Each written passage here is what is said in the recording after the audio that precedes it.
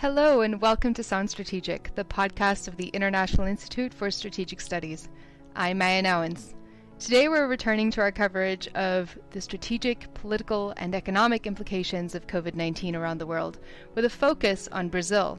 And it's my real pleasure to discuss this topic with my fellow Sound Strategic co-host, Mr. Antonio Sampaio. Antonio is the IISS Research Fellow for Conflict, Security, and Development, and at the IISS, Antonio examines in particular the effects of armed conflict and organized crime in urban centers, as well as the wider security and political developments in Latin America. Antonio, welcome. Hello, thank you. Pleasure to be here.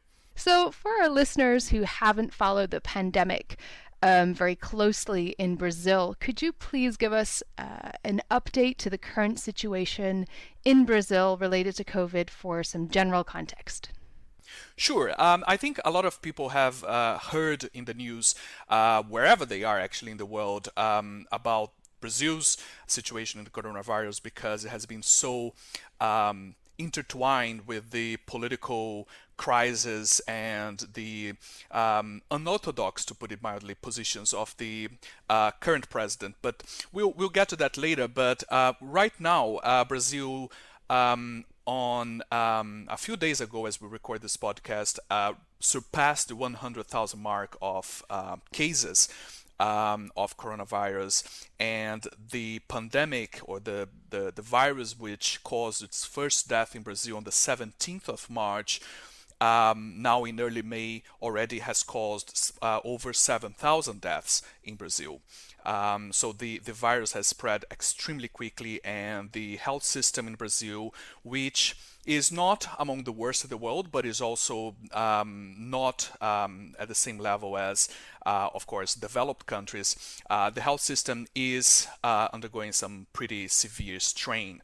So there are indications and numbers collected by several news and research organizations showing that the intensive care units are lacking, that over 90% of posts in the intensive care units have been already occupied in some of the major states like Rio de Janeiro, Pernambuco, and in fact in Rio de Janeiro, which is one of the wealthiest in the country, there are already hospitals in which people have to wait in a queue to go to the intensive care, to show you how the public health system in Brazil is suffering under this crisis.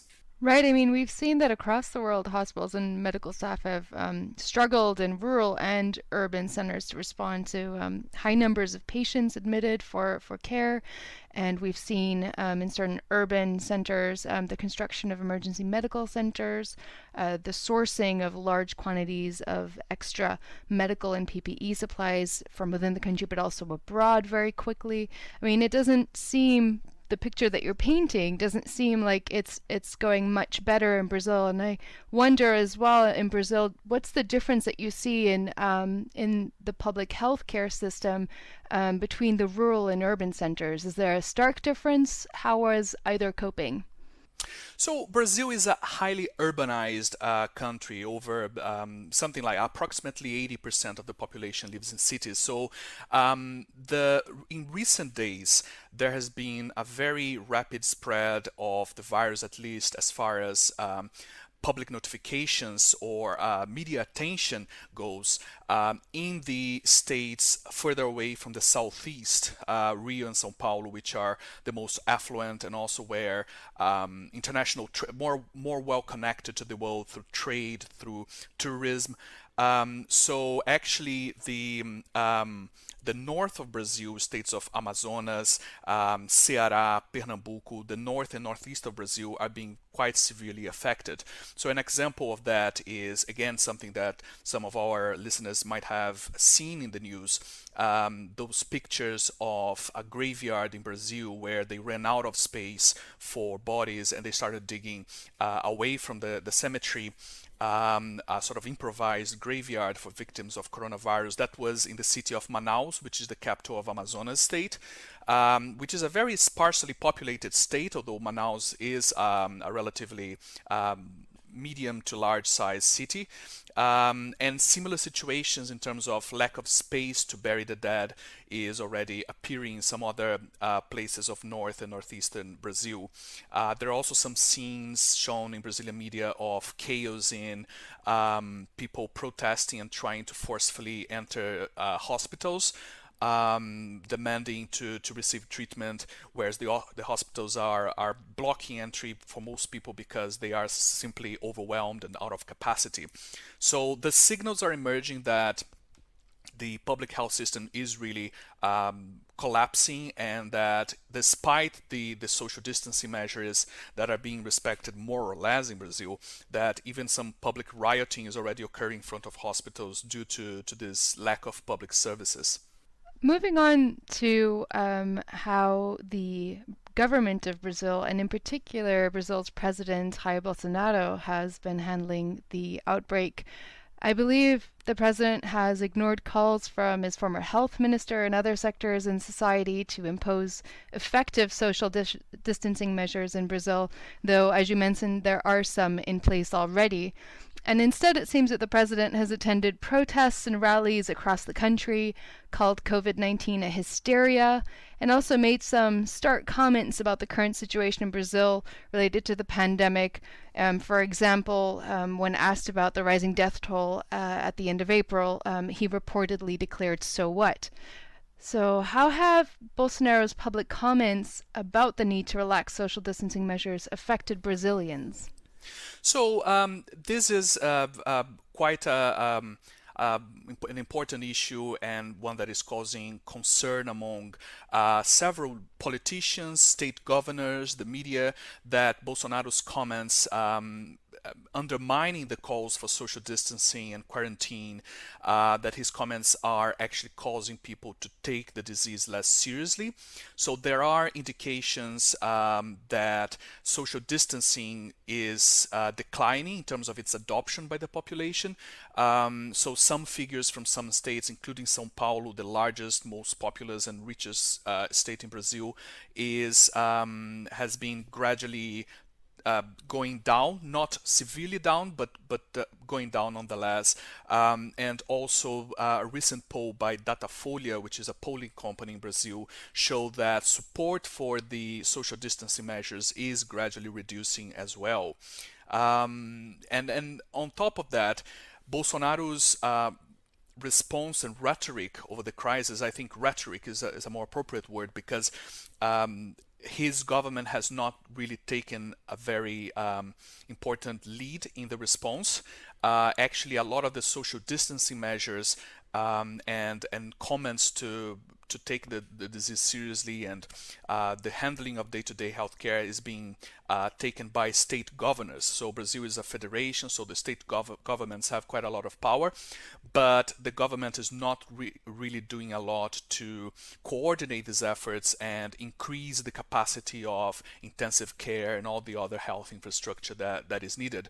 But there is concern that his comments are behind this reduction of social distancing, and among some of his more core constituencies, which have this sort of far right public order speech of patriotic speech of let's not believe the media, let's everybody else is wrong, and we know what's better for the country. They are quite publicly challenging and protesting on the streets against social distancing measures, and it's a cause for concern, definitely. We've seen in other countries as well that there's almost not a conflict, but a divergence of responses between different levels of government. And it seems what you're saying here as well is that the federal level, so the state level, has a different view to this than the president. How is this playing out politically within the government? So a few state governments, including Rio de Janeiro, are considering lockdown measures, which, at least in some areas of those states, not the entire geographical area of the states, but this shows that they are on the exact opposite spectrum of the response to the coronavirus, and trying to correct or to make adjustments through these public policies to this perception that the virus is not serious, that social distancing is an exaggeration. So some of them are considering forcefully locking down some areas, similar to measures that were introduced in Italy. That's something that the state governments can do because they have the authority over a lot of measures related to health and even public security in Brazil. And the political tension is playing out on the national government in Brasilia in terms of how Bolsonaro is behaving sometimes in opposition to his own government. So he fired in April Health Minister Luiz Mandetta, who was taking a very public and very forceful, very firm approach against the coronavirus, recommending social distancing, recommending quarantine, and warning about the potential collapse of the Brazilian health system, health, infrastructure due to the coronavirus. And Bolsonaro publicly spoke against Mandetta a few times before finally firing him due to disagreements, citing disagreements in how to handle the coronavirus, specifically because Bolsonaro prioritizes the economy and says that the shutdown of the economy actually causes more harm than the actual virus, which a lot of people among his core supporters agree with.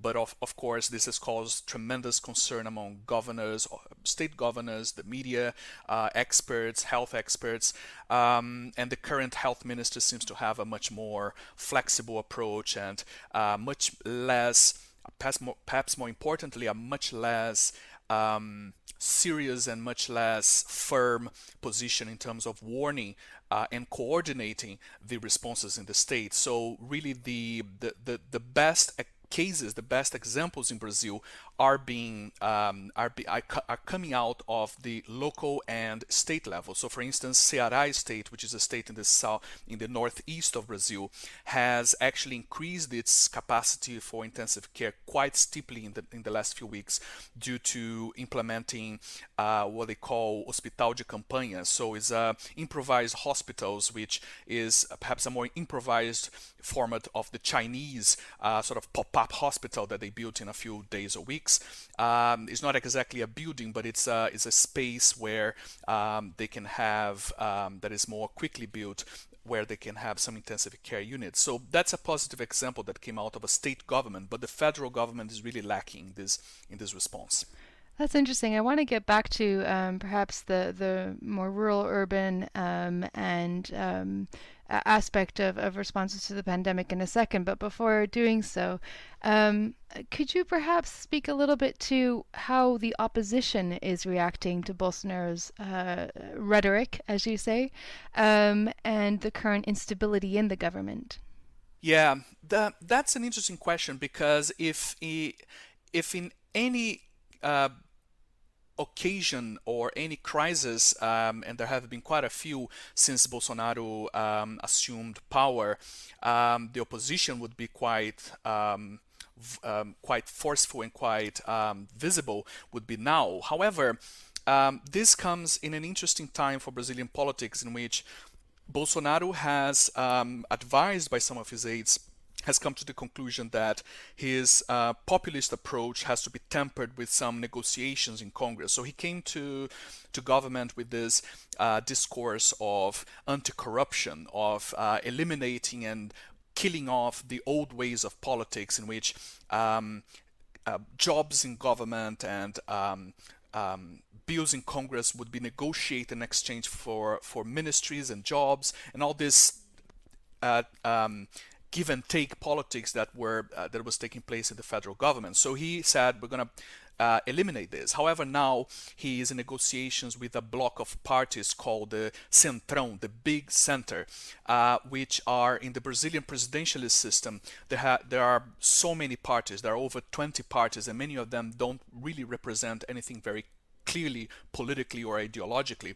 So they are just there to negotiate jobs. And Bolsonaro right now is negotiating with them. So this has reduced a bit his political opposition in Congress, but so the most voiceful opposition to him is coming from the media, is coming from the experts, and also from some of his former ministers, such as Luis Mandetta, the former health minister, who is publicly saying that the health system is about to collapse, and very strong measures have to be taken.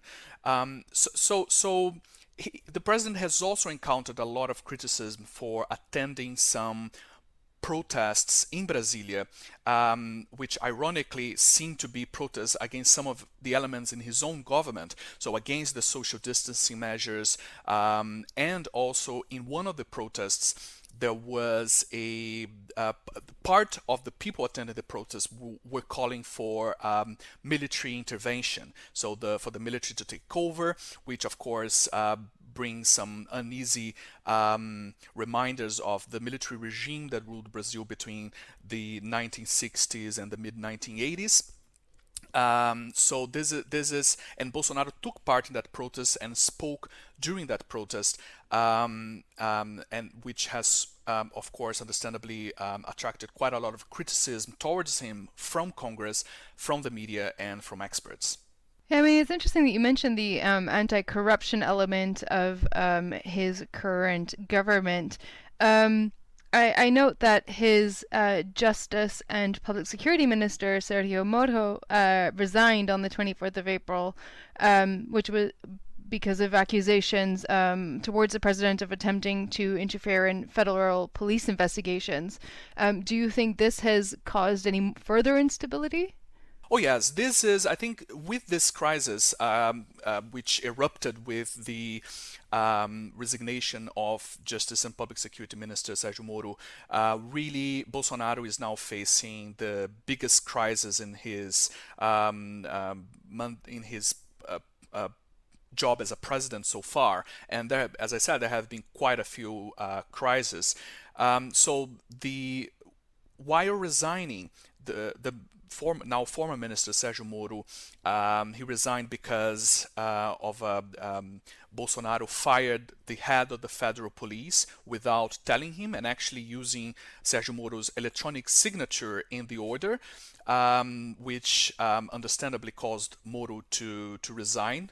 And Bolsonaro, with that, loses one of his most popular and influential ministers. Sergio Moro was a judge in the south of Brazil that was ahead of the court that judged most of the cases related to the car wash anti-corruption investigation. So he was the one that first gave a guilty sentence to former President Luiz Inácio Lula da Silva of the Workers' Party, former President Lula, and among many other politicians that were sent to sent to jail by Moro.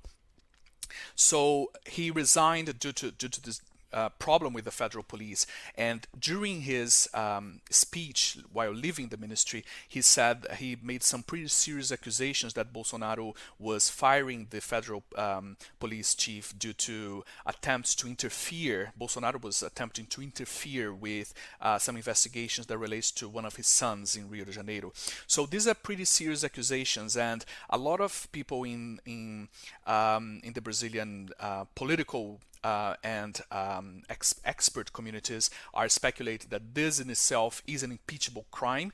And Brazil, of course, is quite fond of impeachment processes, having just impeached the former president, former elected president Dilma Rousseff of the Workers' Party, and also another president early in the 1990s, Fernando Collor. So this is causing quite a lot of speculation that Bolsonaro might not actually finish his mandate, which is ironic since he came to power out of the political crisis and fragmentation of the political system caused by the impeachment of Workers' Party President Dilma Rousseff.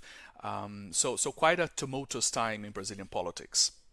Indeed. And what is his popularity rating like at the moment? So he has a core base of supporters among those that believe that anything is preferable to the Workers' Party, and also to by a sector of the population that believes that the anti-corruption flag that he was waving during the presidential campaign and at the beginning of his mandate were the biggest priorities for Brazil. So there are two core, let's say, sectors of his support base. One that believes that the Workers' Party that governed Brazil for 13 years, first with Lula, then with Dilma Rousseff, was at the center of the massive economic crisis that took place in the early 2010s in Brazil after the economic boom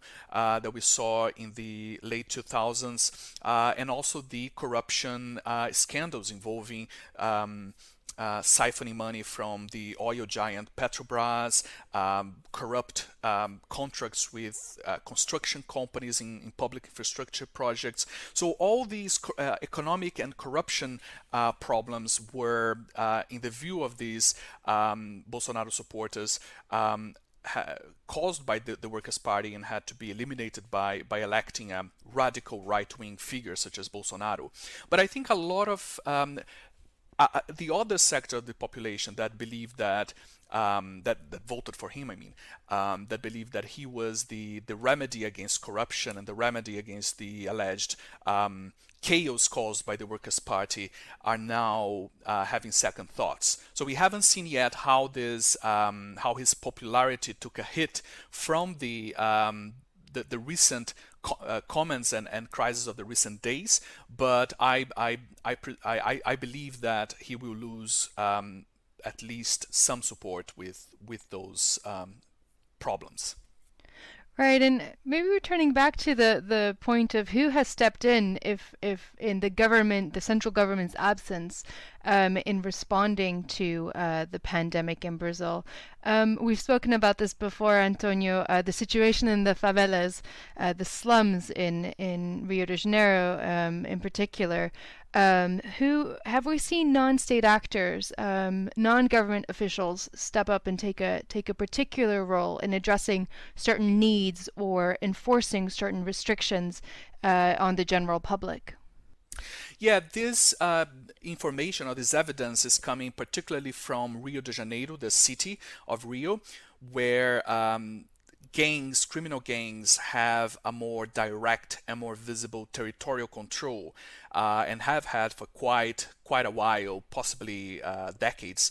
And there have been recordings and even published on YouTube of some criminal gang leaders ordering the community to enforce a curfew, so they can go out during certain times of the day, but not in others.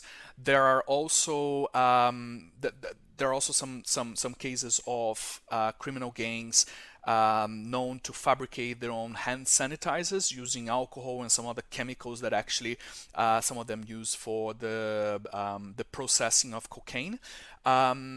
And I'm not sure if those hand sanitizers actually work, but here's to hoping. So the criminal gangs in Rio have stepped in a limited fashion to enforce actually a more, let's say, scientifically based social distancing than the ones that Bolsonaro is supporting. So there has been some measures there, but not in the. I haven't seen anything to the same extent as, for instance, some gangs in Cape Town in South Africa have been known to be doing in recent days and weeks of providing food and other supplies to affected families. It is possible that it's happening. I just don't know of any visible cases, but they have been enforcing some measures.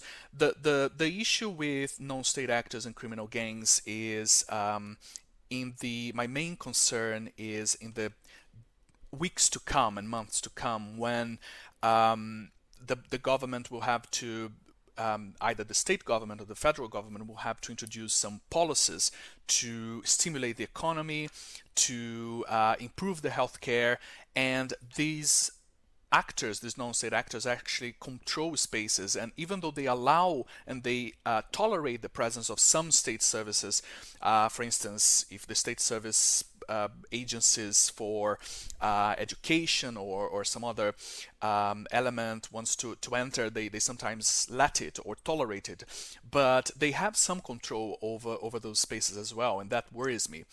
The other interesting thing to watch the next weeks and months to come is how violence will play out, because these gangs, and other evidence that is coming out not only in Brazil but in other countries, is that drug sales are probably down due to the fact that less people can go out to the streets and go to those communities, and actually less people might want to go to those communities to face-to-face interaction for the buying of drugs. So they might be taking a hit on that, which might not bode well for the communities where they live, because extortion and other types of crime might go up to try to compensate for that.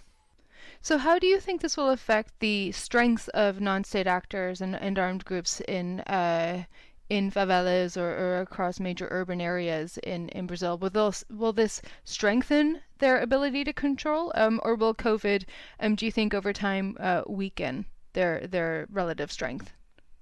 So I think it depends on how civil society in the slums, in the favelas, not only in Rio but in other places as well, how well equipped they are to deal with the crisis. So some communities in Rio, for instance, the Maré Islam, which is one of the largest in Rio, with over approximately 100,000 inhabitants, is actually some of these communities have very vibrant civil society organizations, non-governmental organizations, foundations where the local dwellers can go and ask for help with health issues, or being advised on some legal matters, or businesses can go and get some advice and information.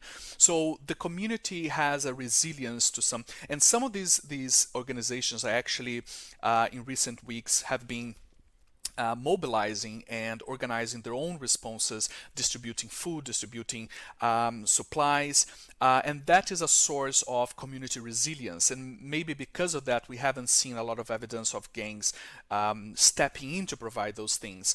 Although again, that is possible, that might be happening.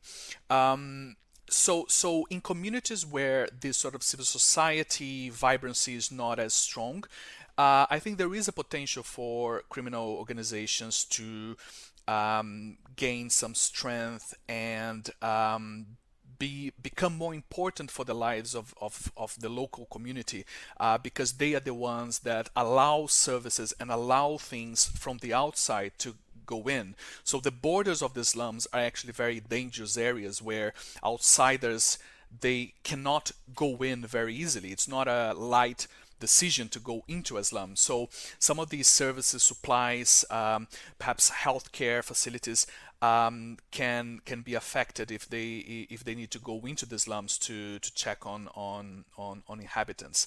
And I think economically the economic hit to Brazil would be huge. In the slums there are a lot of informal workers. So it's not only informal housing in terms of them not having legal possession of their houses, but also not having regular contractual social security based sort of employment. So they depend on informal selling of various things on the streets, or employment as cleaners, or many other kinds of informal employment that tend to be common among favela residents. And these people economically will suffer, which might provide, for instance, more ammunition in terms of recruitment opportunities and pressure to join gangs from these communities. Economic deprivation is never a good thing for the fight against crime, and Rio certainly doesn't need any other problems with that. And furthermore, overall in Brazil, I think Brazil was already struggling in macroeconomic terms, in terms of cutting costs of the national government, reducing investment because of debt, and and the coronavirus, with the slowdown of the economy, which is forecast to be around 5% this year, I think that's actually quite optimistic, will certainly reduce the capacity of the government, the central government and the state governments, to implement policies. And security is a very expensive area of public policy because it requires a lot of training and human resources. So in terms of security, that will certainly affect Brazil negatively. Right. I think the FT reported that the economy ministry last month cut its forecast of growth in GDP this year for Brazil from 2.1% to zero. So I think you're absolutely right to say that the economic outlook for the country is dire, and I believe that foreign investors have also been pulling out of their existing investments in the country. So not a positive prospect. But to not end this on an absolutely depressing and negative outlook, what is one positive outlook that you see? You mentioned the role of civil society, that civil society could play a more prominent role in the weeks and months going ahead. Can you leave us on another positive note, perhaps? Well, it depends on how you see the likelihood of political change in the future in Brazil, because I think um, politically it has been quite a dire situation, as I believe this conversation has shown, in terms of a president that is detached from his some of the his own ministers and also state governments and other leaders in Brazil, in terms of responding to the virus, actually saying "so what" in one of the interviews he gave when he was asked about the rising death toll in Brazil for coronavirus, and he said, "There's nothing I can do. So what?" His position is, some people in Brazil will die, some people will die out of this coronavirus, and this is not due to public policy, this is due to the virus, and we should reopen the economy and all of that. But the numbers from the public health system show quite a dire situation. So one possible light at the end of the tunnel, let's put it this way, is that the some of his base of support that he's now trying to build in Congress, and some of his core advisors, who are, by the way, from the armed forces. So he has quite a lot of army officers and former retired army officers in his cabinet, might start pressuring him, and he might see that a more pragmatic approach is the way to go. Another relative positive side, or more positive aspect of the responses is, as I said, the role of state governments that have shown more leadership in implementing social distancing measures, and the fact that sometimes local and regional governments have a more a closer, a more humane connection to the needs of their populations, and therefore they bypass, or attempt to bypass, the political conundrums that involve the federal government in Brazil, and actually implement, like I said, improvised hospitals and sort of relatively low-cost measures to increase the capacity of emergency care in some cities. However, we should not let that give us too much hope, because in the end, it is really the role of governments to increase the infrastructure and health systems. And Brazil has so far lacked and been slow in that response, and it needs to catch up very quickly. The signs are clear that the public health system is near or already at collapse levels, and state governments and local governments, they can do something, but they cannot fully fight this coronavirus crisis. And that is something that policymakers need to be aware of, and a lot of them are already, and hopefully they will pressure the president to do more on that. Well, thank you very much, Antonio, for that eye-opening discussion on the current situation in Brazil and what you expect to happen next, and particularly the discussions about the urban challenges in particular that we're seeing in places like Rio de Janeiro. And thank you for listening as well. Please subscribe to Sound Strategic for more in-depth discussions like this, and to keep up to date with the latest trends in international security and armed conflicts, follow us on Twitter and Instagram. See you next time.